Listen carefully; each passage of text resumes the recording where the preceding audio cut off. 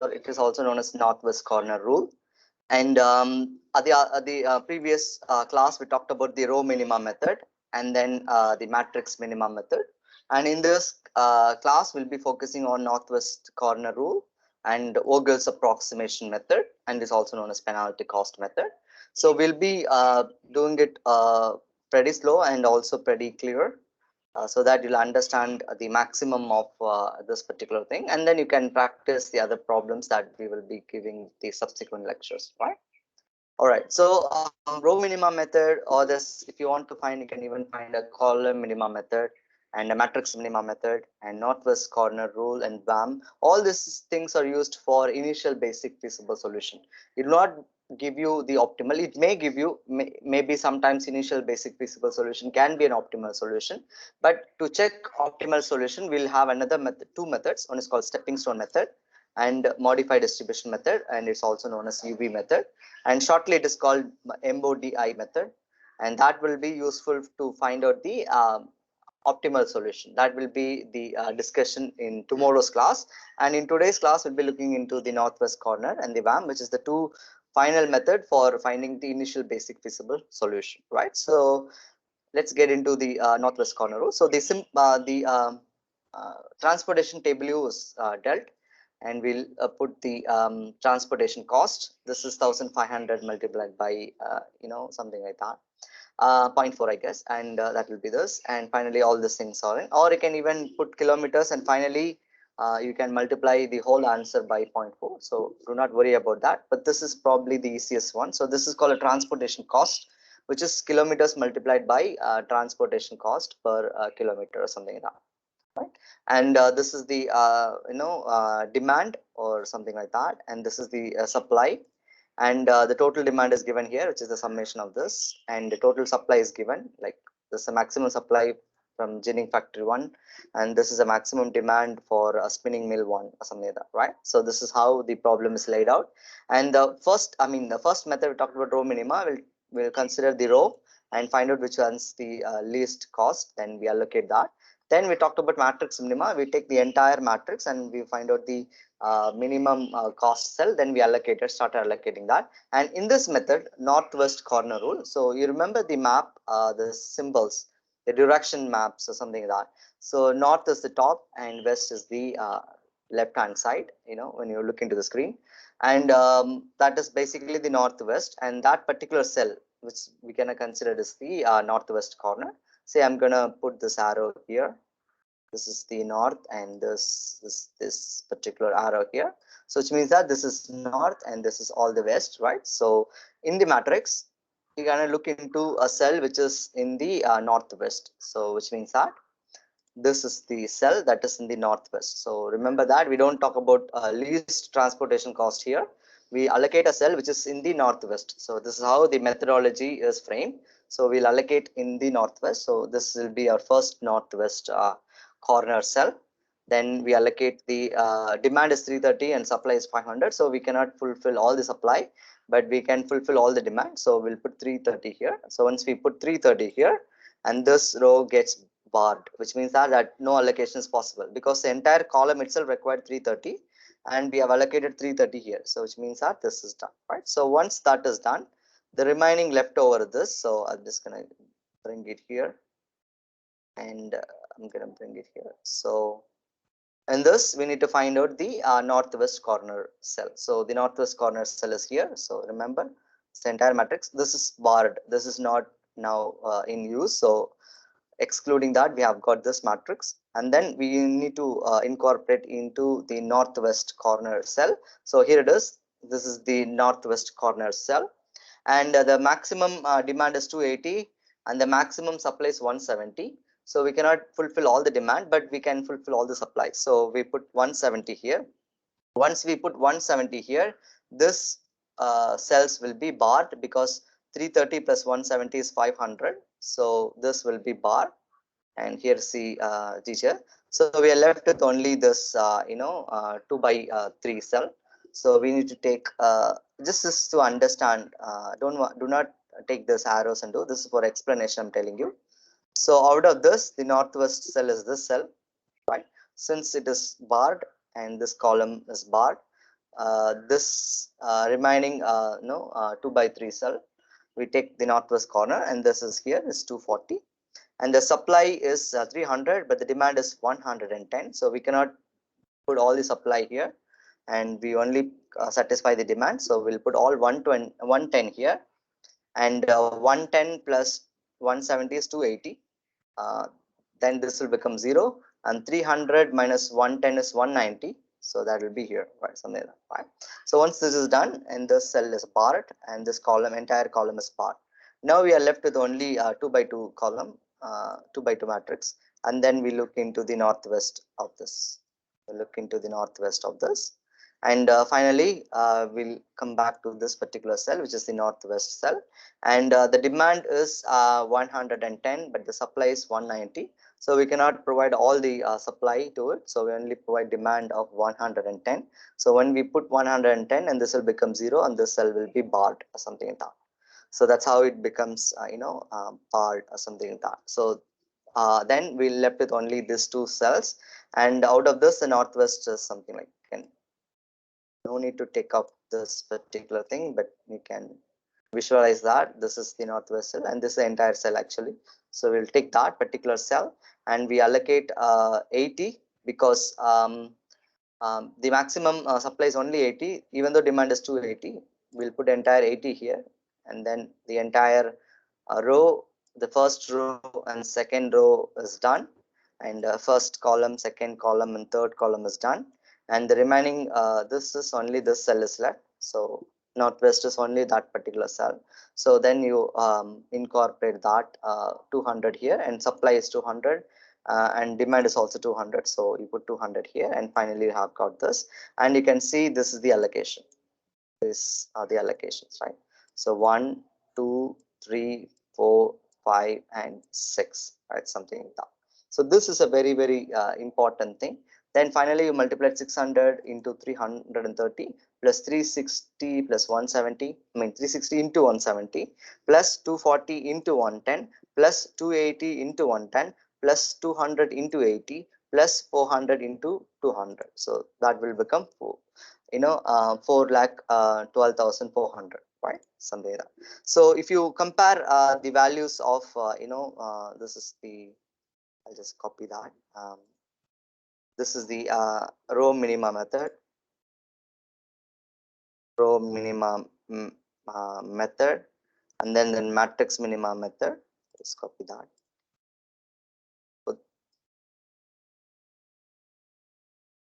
I think matrix minima method, and you can see northwest corner method or northwest corner rule, right? You can see the difference, right? So you can see the difference between this and the northwest corner rule, and this minus. So you can see that there's a huge cost gets reduced in northwest corner rule. So that's why we say this is best when compared to matrix minima, and matrix minima is best when compared to row minima or column minima, whatever might be, or something like that. Next, we will be finding out even more better solution, that is called Vogel's approximation method.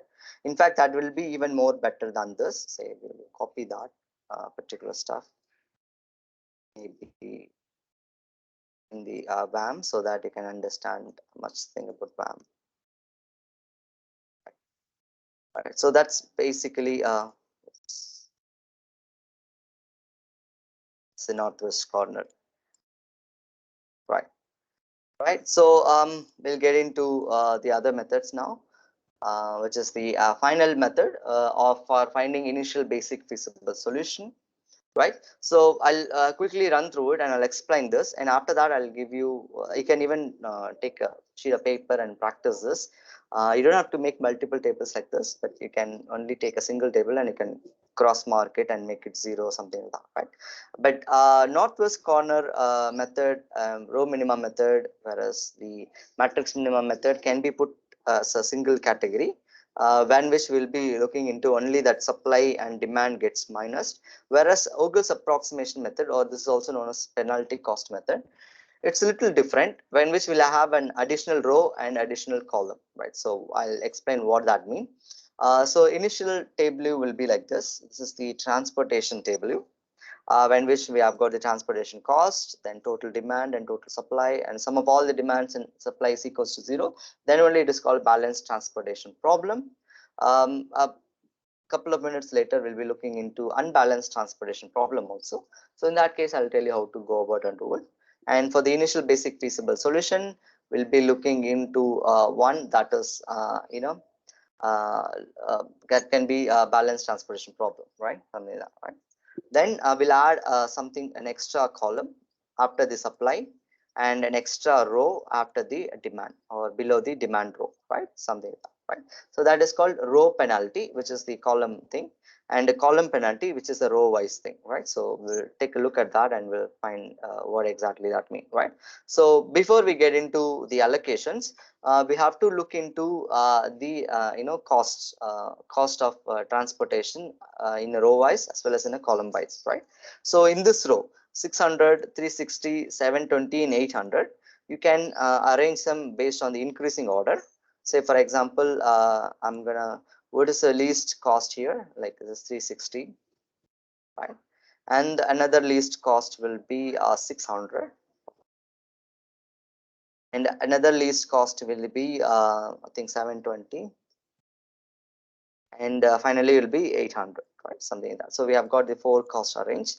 Then what we have to do is we have to find the difference between the first, I mean, in the increasing order, we need to find the absolute difference between the first two. Or sometimes in some textbooks, you can even refer like second best minus the second lowest minus the first lowest. So as simple as that. So you can even very well understand that, this is just the difference between the first two in terms of increasing order. Do not take the other way, take the lesser value, because what we are trying to achieve is that we need to provide allocations to the least cost cell. That's what, like in the matrix minima, remember we talked about the entire thing and we took the minimum of the thing, the first, like for example in 200, that's the minimum of all the things. In a row minimum method, we take the first row and we'll find out which has the minimum of that, right? So this is just an advanced way of thinking. Like what happens if there is a difference between two of the first first two lowest element, right? So that's one thing, and that is what we call a row penalty, right?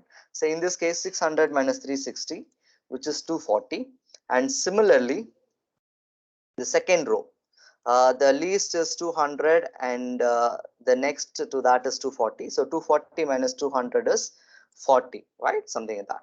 And the third row, which is like 320 and 400, I guess. Yeah, 400 minus 320 is 80. And this is the row penalty. We also have to look into the column penalty.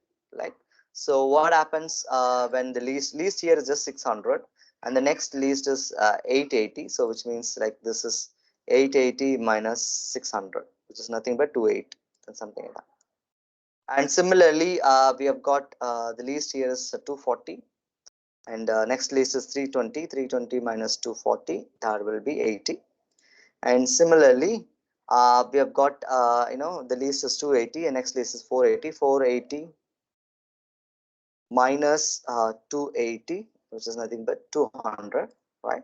And you can see there's a tie here, so that's a very important thing that that need to be considered. Let's discuss that a little later, but as of now understand that this here it is 400 minus 200, which is nothing but 200, right? Something. So this is a column penalty and this is a row penalty. The objective of finding the column penalty and row penalty is that we need to find which penalty is higher, like in terms of numerical value. Say this cell is 240, this is 40, this is 80, 280, 800, 200, and 200.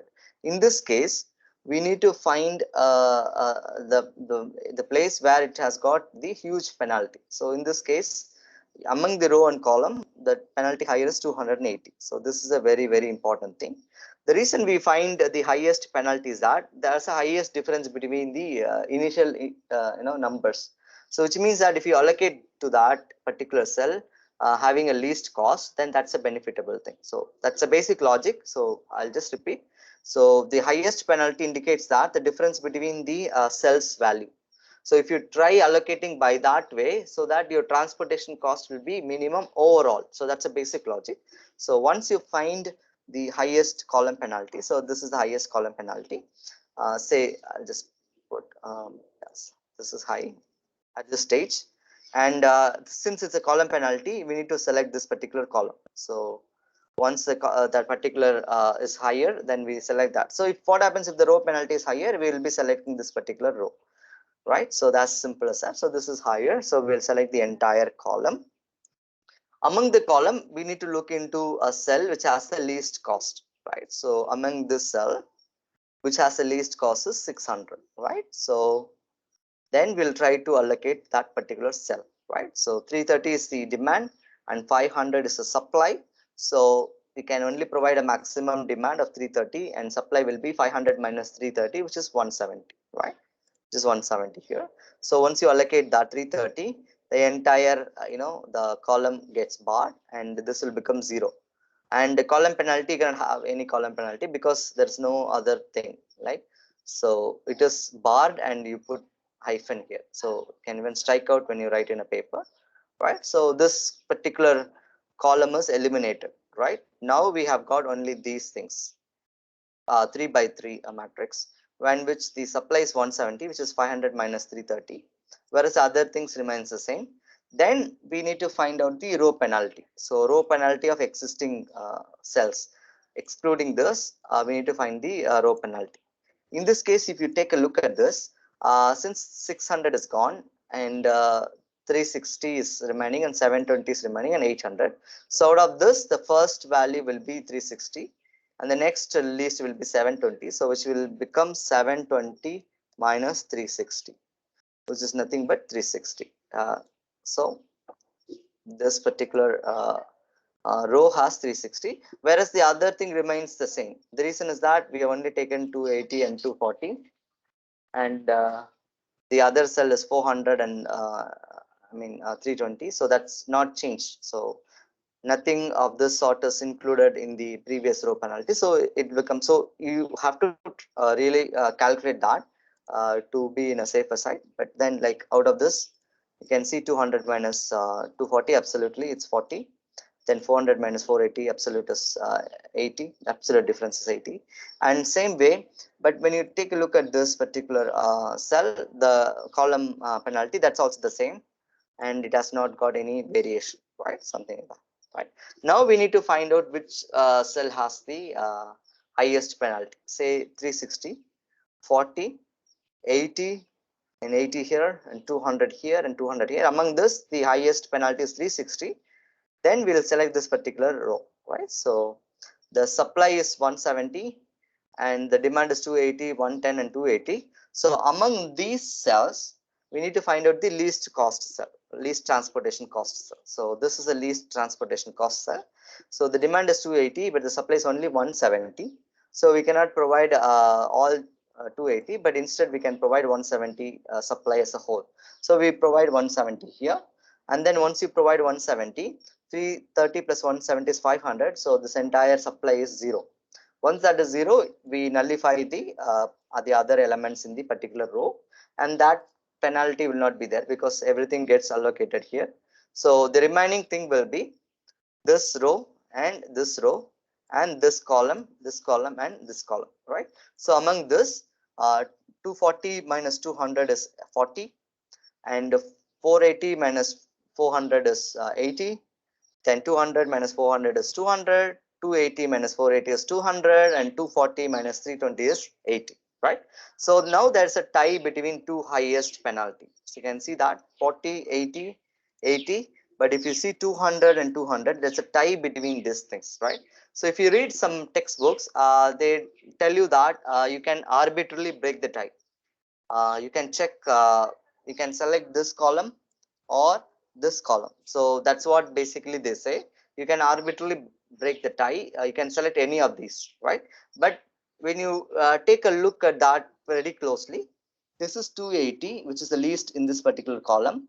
And if you see 200, which is the least in this column, but if you try allocating to a cell which is having lesser than this string, so your transportation cost will be less, right? So understand, I repeat, even though there's a tie between these two columns, since it's 280, 280 multiplied by number and 200 multiplied by that number. So if you take a look at that, 200 is a less transportation cost when compared to 280. So you might get a lesser value when you use this particular column, right? But we will try using this also, do not worry. So let's take a look at this thing. For this explanation, I'm going to take this column, which is 200. So the supply is 300, whereas the demand is 280. So I cannot provide entire supply, but I can provide 280 here, which is the entire demand. So when I put 280, this will be barred, right? So that's what basically here. So I provide 280 to this particular cell, 280 multiplied by 200, and this cells is gone, and we are left with only this 2 by 2 cell, right? And next step, once you talk about penalty, it is now 280 minus 240, which is 20.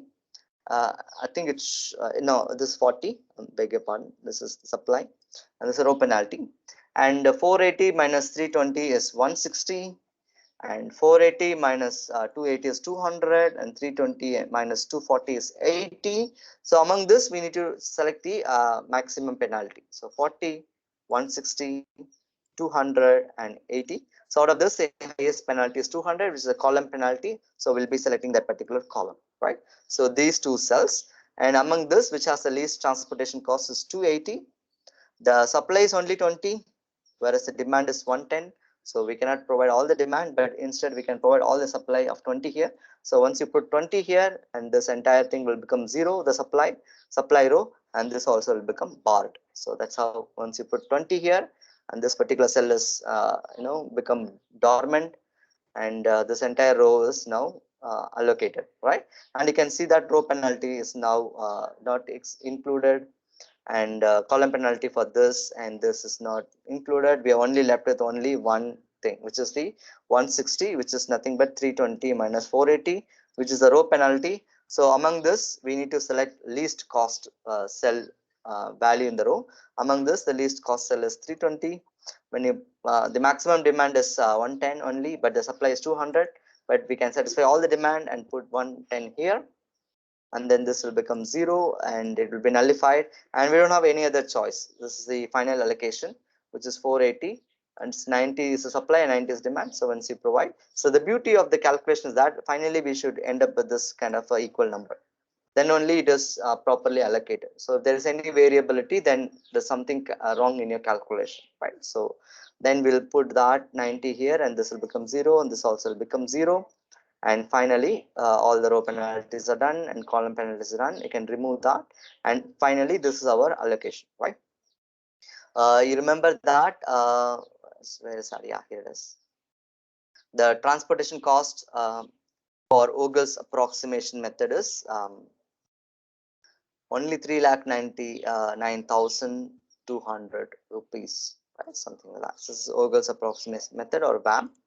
And you can, I remove this, you can even see how optimum the value is. I'll just put, this is the difference between row minima and the Ogle's approximation method, and even Northwest and Ogle's approximation method. You can see this is for the clarity. So remember, so how beautifully this is, right? So 35,000 is the excess value. So if you own a company, a transportation company, and you do this business, you see you save 35,200 rupees if you allocate by Ogle's approximation method, or at least 24,400 rupees you save if you allocate by Ogle's approximation method in comparison with matrix minima method. And not even that, what we considered most optimum when compared to row minima and matrix minima is called Northwest corner method. Even then you save 13,200 rupees. So that's a huge number.